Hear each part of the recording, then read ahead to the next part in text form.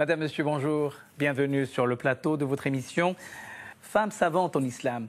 En effet, depuis le début de l'islam jusqu'à nos jours, des centaines de femmes ont contribué au développement, à l'essor d'une pensée à la fois théologique, scientifique, littéraire et beaucoup plus tard dans le domaine politique. Nous voulons rendre hommage à ces femmes. Pour en parler justement, j'ai le plaisir de recevoir deux invités. Inès Safi, bonjour. Bonjour. Vous êtes chercheuse au CNRS et vous connaissez parfaitement cette thématique, à savoir la contribution des femmes dans l'histoire du monde musulman. À côté de vous, le professeur Ahmed Djebar, bonjour. Vous êtes professeur émérite à l'Université de Lille, vous êtes spécialiste des sciences arabes et islamiques.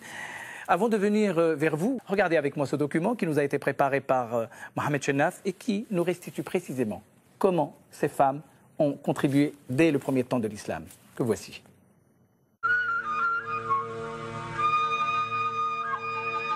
Dès le début de la révélation, la femme a occupé une place importante dans la vie et dans l'organisation de la nouvelle communauté des croyants. À commencer par les épouses du prophète. Khadija bint Khawaylid, commerçante mécoise et première épouse du prophète Mohammed, a été témoin de la révélation coranique. Elle est la première femme musulmane.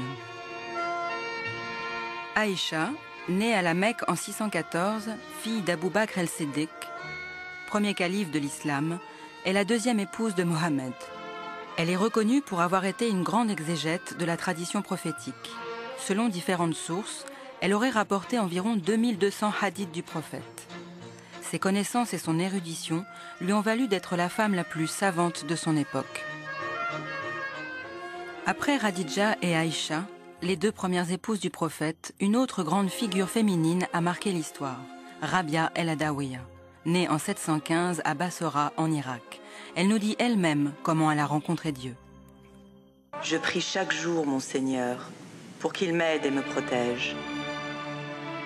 J'écoute le conteur me transmettre ses paroles. Je ne sais ni lire ni écrire. Isolée du monde, retirée dans une maison pendant que les reines dorment, je prie sans cesse, sans relâche jusqu'à l'aube. Un jour, les étoiles se sont illuminées et j'ai vu mon labyrinthe pavé de fleurs parfumées aux couleurs bigarrées et lumineuses. Voilà comment je suis devenue une sainte. Moi, Rabia el-Adawiya. Fatima el-Fihriya, une femme berbère originaire de Kairouan, est une figure emblématique de l'histoire, de la foi et du savoir de la ville de Fès. Elle est la fondatrice de la mosquée El-Karawiyin en 859. Dès son plus jeune âge, Fatima interroge inlassablement son père sur le monde et sur les sciences, lequel encourage la soif de connaissance de sa fille. À la mort de leur père, Fatima et sa sœur Meriem s'engagent dans l'action au service du bien.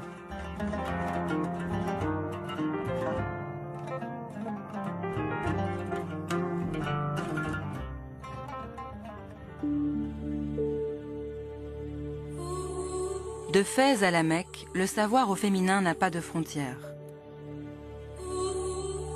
Fatima el-Foudayliya s'est installée à la Mecque où elle a fondé une grande bibliothèque.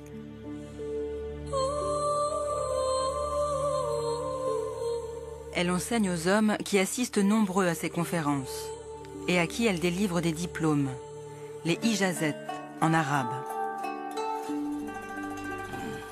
Ahmed Djebar, on a regardé ce document qui évoque des noms célèbres, des noms prestigieux des femmes musulmanes dès le premier temps de l'islam.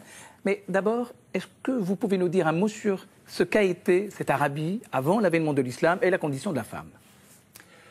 Eh bien, d'après les informations qui nous sont parvenues, il y avait des éléments de lumière et des éléments d'ombre, comme dans toute société. La femme n'avait pas le moindre droit, en particulier au niveau des héritages, d'après ce que nous savons. Elle risquait même, lorsqu'elle était en trop dans la famille, quand il y avait une sorte de surpopulation, d'être victime par enterrement vivante, d'après ce que disent les textes, bien sûr. D'un autre côté, la femme avait, dans la société arabe, donc d'avant l'islam, cette liberté de l'activité économique, bien sûr, pas pour toutes, de l'activité agricole, mais ça se voit pendant des siècles, bien sûr, et puis aussi de l'activité intellectuelle. Bon, à cette époque-là, quelle était l'activité intellectuelle? Eh bien, nous savons qu'il y avait des poétesses qui avaient produit de très très belles choses, dont certaines productions ne seront dépassées que beaucoup plus tard. Mais je suis sûr que ma collègue a d'autres choses à dire sur ça. Et Nessafi. Je voudrais quand même effectivement ajouter que l'exemple type pour moi de ces femmes, je dirais, qui avaient accès à l'activité économique, c'est Khadija, dont on a parlé, qui était vraiment une grande dame de pouvoir, hein, j'oserais dire, et c'est elle d'ailleurs qui a demandé en mariage le prophète Mohammed. Et je pense qu'effectivement, dans ce contexte, le message coranique est arrivé avec une certaine aussi réforme, mais qui n'a pas pu être complètement poussé jusqu'au bout à cause de ce contexte quand même patriarcal essentiellement. Alors l'islam, je dirais, arrive. Hein. C'est donc une nouvelle ère qui va s'ouvrir dans ce territoire, dans cette terre, dans ce cosmos qui est donc l'Arabie. Et les femmes seront aux premières lignes dans l'accompagnement du prophète de l'islam. Alors, qui est Khadija? C'est Ahmed Djebar.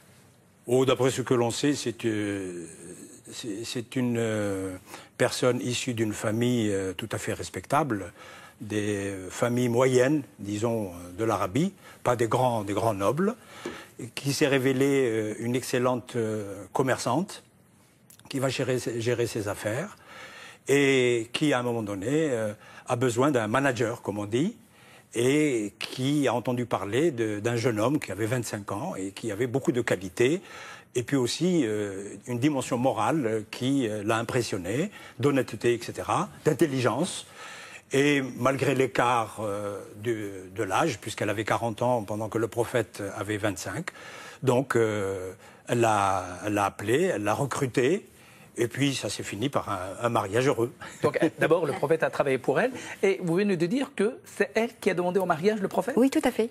Oui, c'est elle qui l'a demandé. En fait, elle a failli être mariée à un cousin, mais refusait absolument de se soumettre à la volonté de son père. Et c'est elle qui a choisi Mohammed, malgré le fait qu'effectivement, sur le plan économique, il était vraiment dans une situation économique assez précaire. Alors, et c'était une très belle histoire d'amour aussi, hein, puisqu'il a...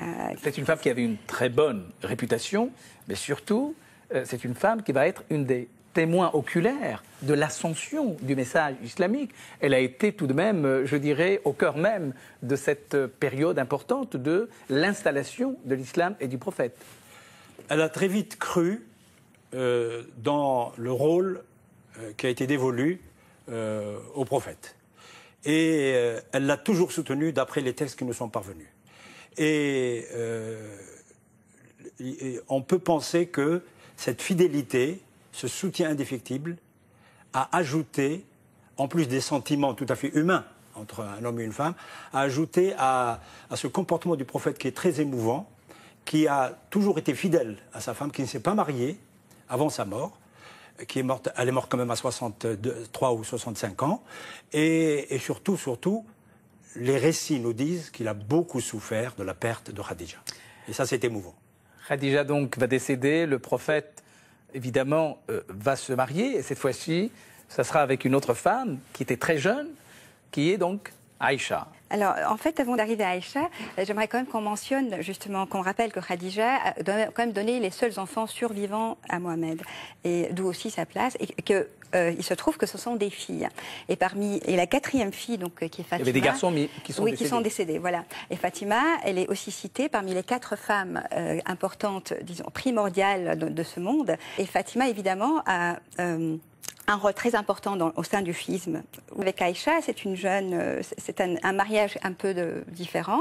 Elle était très jeune, hein, le mariage a été consommé plus tard. Hein, évidemment, c'est une source de controverse, mais n'empêche que c'est quelqu'un qui, effectivement, ça fait partie des femmes qu'il a vraiment aimées aussi. Qui avait aussi son côté humain d'ailleurs, parce qu'elle pouvait être jalouse quand le prophète citait Khadija, mais qui l'accompagnait jusqu'à sa mort, puisque c'est en s'appuyant sur ses genoux qu'il est décédé, et c'est elle qui nous a rapporté plusieurs paroles, qui avait effectivement un statut, hein, c'était une femme très respectable, et qui a aussi mené un combat politique après, qui évidemment qu'on peut critiquer plus ou moins. Alors, Aïcha, c'est une personnalité tout à fait différente de Khadija. En quoi elle était différente? On peut résumer la chose en disant ceci. Si Khadija était la première grande commerçante de l'islam, la businessman de l'islam. Aïcha, c'est la première femme politique de l'islam. Mais même vraiment politique. Elle était une érudite aussi. En plus de son érudition qui est basée sur le fait qu'elle a pu préserver, grâce évidemment à sa vie avec le prophète, avoir préservé des milliers de paroles attribuées au prophète, elle s'est révélée après la mort du prophète. Et lorsque les premiers conflits vont intervenir, qui n'étaient pas des conflits théologiques ni idéologiques, mais des conflits purement politiques sur la question de la guidance, du pouvoir, qui avait le droit ou la qualité de diriger les musulmans. La question de la succession. La question de la succession, et beaucoup plus tard aussi de la guidance, carrément, de la gestion de l'État musulman. Eh bien, elle s'est révélée une redoutable femme politique. Et elle aura des successeurs au féminin, bien sûr. On en parlera.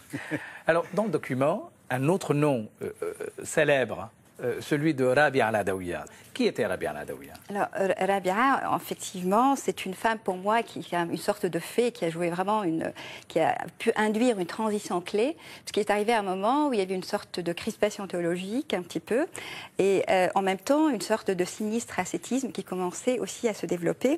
Et on pourrait dire qu'elle a su rétablir et revivifier la place à la fois de l'amour mystique et aussi de la femme, en même temps, simultanément. Et c'est une femme qui est vraiment développée. En fait, elle est considérée comme celle qui a donné un souffle à l'amour, mais au pur amour. Et puisqu'il y a une légende qui rapporte qu'elle se promenait avec un seau dans une main et une torche dans l'autre main, et où elle disait qu'elle voulait éteindre l'enfer et brûler le paradis, afin qu'il ne nous déroute pas de la voie divine, car elle dit Dieu, je t'adore pour toi et non pas par crainte de ton enfer, ni par quête de ton paradis. Et son influence est sans frontières, et elle continue jusqu'à nos jours, elle a marqué les érudits. Et ça serait, oui. Alors, c'est curieux, c'est que cette femme qui s'est illustrée par une ferveur spirituelle absolument unique, d'ailleurs, on l'a qualifiée de la martyre de l'amour divin, Shahidat al-Hubb ilahi, elle n'a pas laissé de traces écrites, et pourtant, aujourd'hui, tout le monde parle de cette femme. Quel est le secret de cette femme ?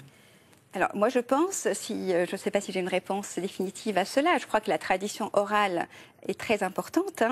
Justement, il y a on n'a pas nécessairement des œuvres écrites. Elle n'est pas la seule dans ce cas, parmi les saints. Et il y a aussi des fois des disciples qui peuvent transmettre, et ça c'était aussi très courant au sein je dirais, des érudits aussi de l'islam, c'est que les disciples peuvent rapporter les paroles ou les poèmes, et ça peut se faire plus tard.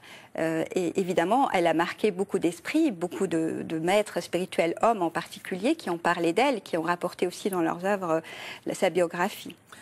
Alors, on a vu Khadija, la première femme d'affaires, comme vous l'avez qualifiée, Aïcha, la grande érudite, doublée d'un personnage politique hors du commun, la mystique et spirituelle Rabia al-Adawiya, et puis Fatima al-Fihriya. Parlez-nous de Fatima al-Fihriya, Ahmed Jabbar.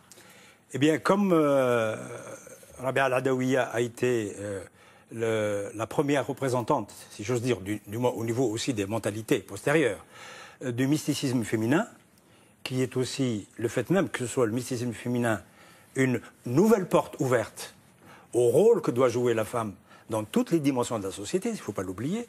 Donc le commerce, l'érudition, le mysticisme et puis le mécénat.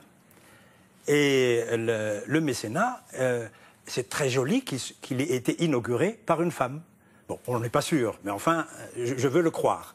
Parce que, vous savez, le mécénat, à partir du moment où on prend conscience de l'importance du savoir dans une société, et ça, ce n'est pas donné à toutes les sociétés, et qu'on a les moyens, eh bien, on peut continuer à croire au savoir et puis dépenser les moyens pour construire des châteaux.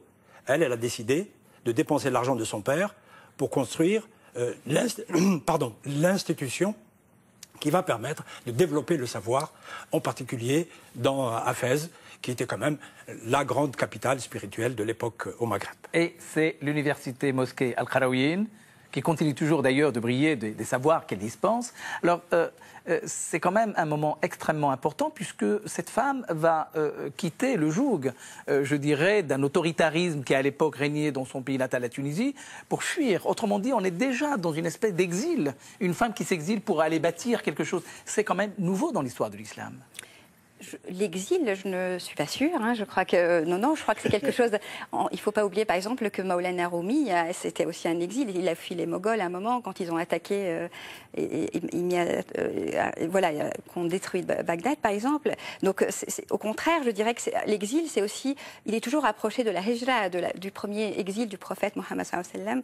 Et donc, ça reste plutôt une façon aussi d'accéder, un moyen aussi de se rapprocher de la réalisation spirituelle. Donc, je pense que c'est aussi un accomplissement pour elle que de fonder le périple, son voyage peut l'amener effectivement à fonder quelque chose. Oui. Mais deux mots quand même sur son départ. Elle est partie de Kairouan, elle a fui Kairouan. Si on part du concept même de l'Empire musulman, lorsque quelqu'un se déplace d'un point A vers un point B, souvent ce n'est pas parce qu'il fuit quelque chose. Bien sûr, il y en a eu qui ont été menacés par des pouvoirs politiques, par d'autres choses, par des jalousies, etc.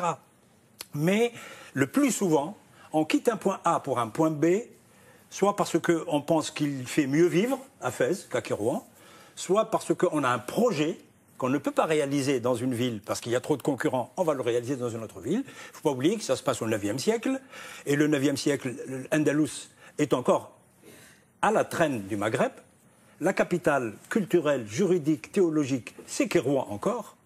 Et le fait qu'elle quitte Kairouan, moi je pense que si j'étais à sa place, je ne quitterais pas la métropole de l'Occident musulman pour aller à Fès, qui était une deuxième ville quand même, à l'époque, au IXe siècle. Après, Fès va changer de statut. Et donc, je pense qu'elle s'est baladée dans un espace qui est un espace de grande culture et surtout un espace d'une dynamique extraordinaire, en particulier dans le domaine du mécénat. Mais vous imaginez une femme, comme vous le dites, se balader à l'époque d'un pays à un autre, c'était pas donné à n'importe qui, c'était quand même assez risqué. Et pourtant, cette femme a pris sur elle justement ce courage pour pouvoir quitter son pays et aller vers un autre pays. Eh bien, d'abord, c'était pas d'un pays à l'autre, c'est dans un même espace. Même au XIVe siècle, Ibn Battuta, quand il quitte Tanger et qu'il va aux îles Maldives, il n'a pas l'impression qu'il quitte un pays pour aller dans un autre pays. Il est dans un immense espace. Et puis surtout, c'est un espace sécurisé. Au IXe siècle, le Maghreb est sécurisé. Alors, nous allons continuer évidemment à dérouler cette histoire et nous avançons un peu dans le temps vers le 8e, 9e, 10e siècle pour justement voir s'illustrer d'autres femmes. Voici donc le document que Mohamed Chenaf nous a préparé. Les femmes savantes en islam ont exercé leur talent dans plusieurs domaines. Nafissa bent Hassan, née en 762 à la Mecque, était une femme tenue en haute estime par deux fondateurs des 4 grandes écoles de jurisprudence. On l'appelait Nafissat el-Ilm, l'âme du savoir précieux, en arabe.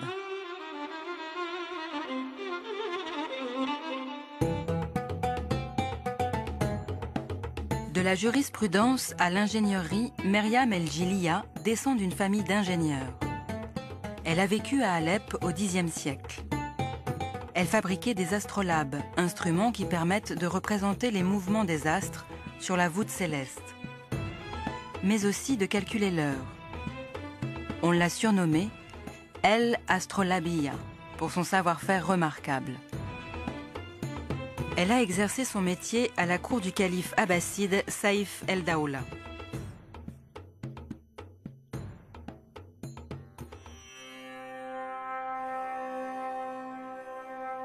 Au Xe siècle, de nombreuses femmes savantes enseignaient les hadiths, telles qu'Arima el-Menwaziya, considérée comme l'autorité de référence du Sahih el-Bukhari, recueil de hadiths, les dits du prophète.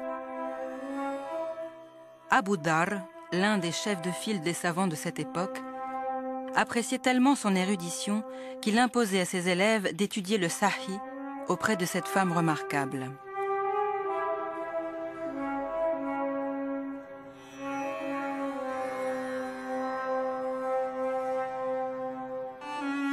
Des sciences profanes et religieuses, on passe au conte avec Scheherazade.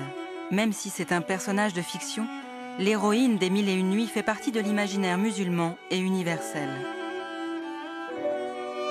Prétendant que toutes les femmes sont perfides, le roi de Perse, Shahriar, décide d'épouser chaque jour une vierge qu'il fait exécuter au matin de la nuit de noces. Scheherazade, fille aînée du grand vizir, se porte alors volontaire pour mettre fin à ce rituel.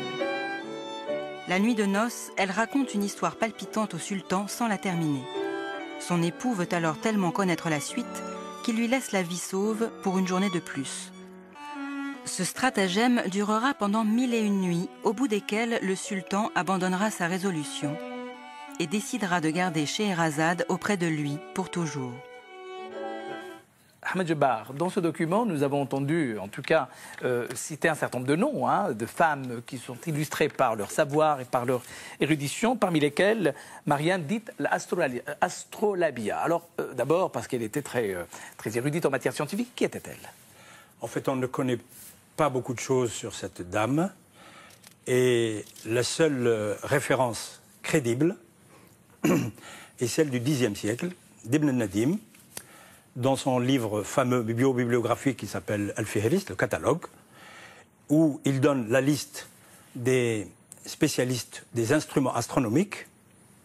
Il parle de son père, il parle d'un élève, d'un maître de son père, et il parle de sa fille comme étant une astrolabiste, c'est-à-dire qu'elle maîtrisait les aspects technologiques et mathématiques de l'astrolabe, qui est un instrument prodigieux, qui va durer du 9e siècle, qui est d'origine grecque, qui va durer du 9e siècle jusqu'au 17e siècle européen, puisque les Européens vont le prendre, vont l'acclimater, si j'ose dire, se l'approprier. Et puis, c'est tout ce que nous savons. Évidemment, on peut extrapoler, mais raisonnablement.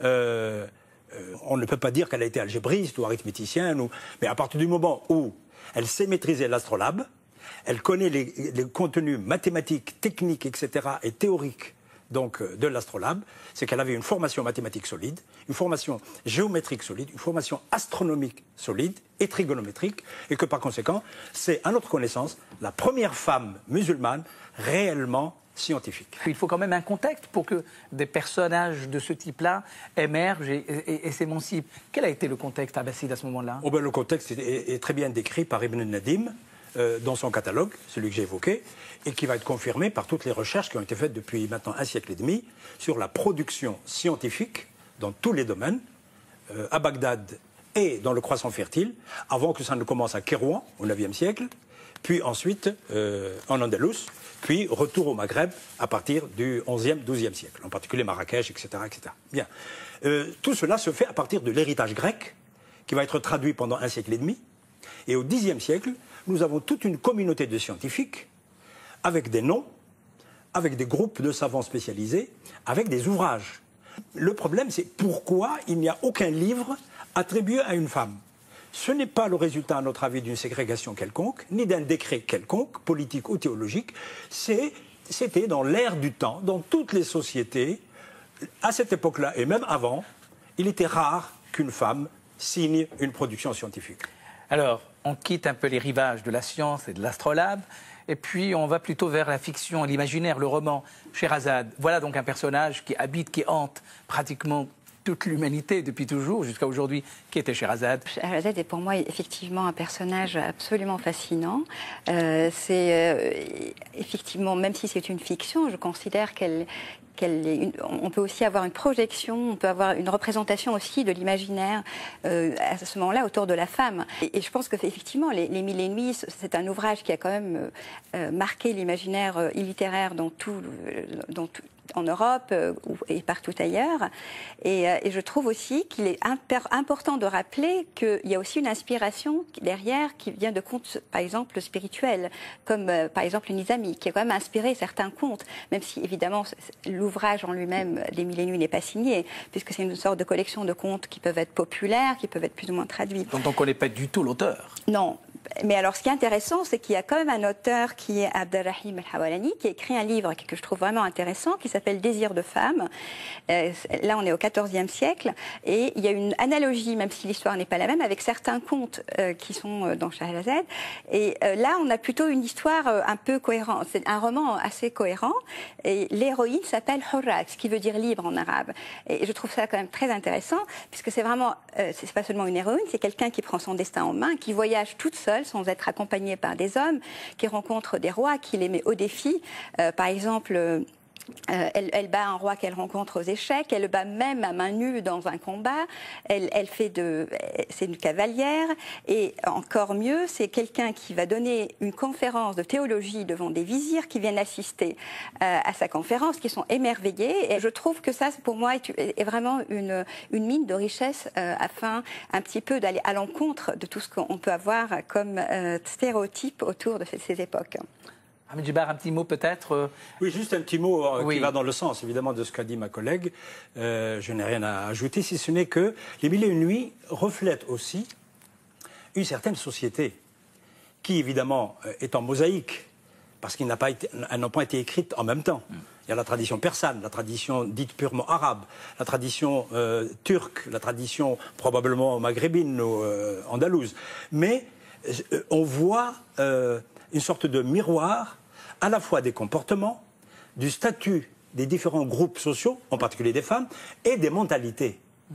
Et donc c'est comme ça qu'il faut prendre les éléments positifs des Mille et une nuits, qui ne sont pas la norme nécessairement, mais qui montrent qu'en fait il n'y a pas les blocages que l'on va retrouver que l'on va découvrir à partir du XIVe, XVe siècle. Un exemple, Shahrazad fait parler un personnage qui s'appelle Tawaddoud, qui est une servante, une danseuse, une secrétaire, on dit Jariya, peut-être même ancienne esclave.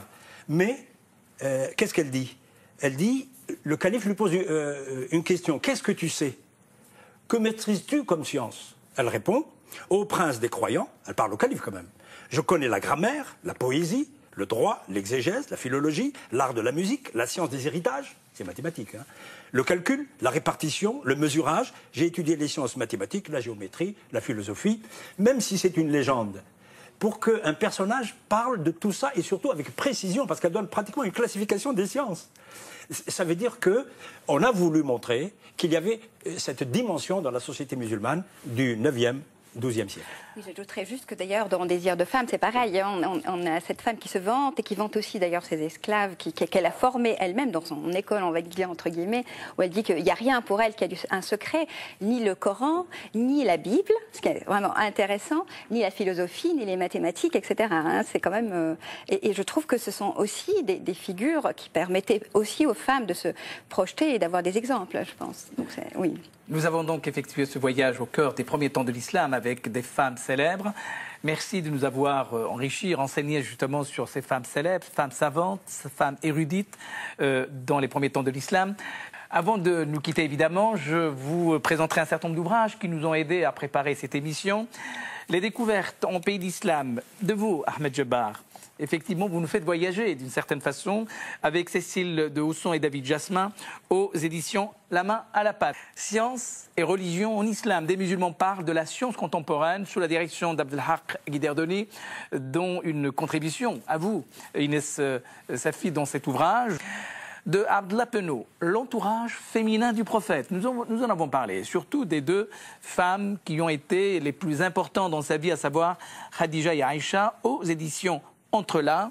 Une femme soufie en islam, Rabia al-Adawiya, évidemment, cette grande poétesse mystique et grande femme de l'islam, toujours aux éditions Entre-là. Et puis Michel Douce, Marie la musulmane, qui a aussi marqué l'histoire, non seulement de l'islam, mais aussi de la chrétienté, aux éditions Albin Michel.